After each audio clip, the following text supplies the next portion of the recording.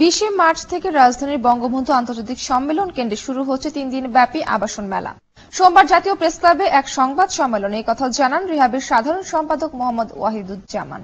এ সময় তিনি বলেন, গেল 2 বছর রাজনৈতিক অস্থিরতায় আবাসন ব্যবসায় মন্দা চলছিল, তবে এখন স্বাভাবিক পরিবেশ ফিরে আসা ব্যবসায়ীদের স্বস্তি ফিরছে। রাজনৈতিক অস্থিরতার কারণে 3 মাস দেরি করে হলেও এবারের মেলা সফল হবে বলে আশা করছেন তারা।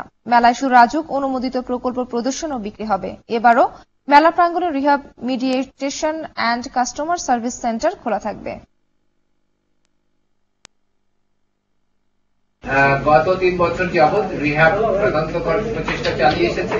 কোন অনুমোদিত প্রকল্প আমাদের মেলাতে অবস্থান পাবে। টি-20 বিশ্বকাপকে ঘিরে খেলার সামগ্রিক দোকানে জমে উঠেছে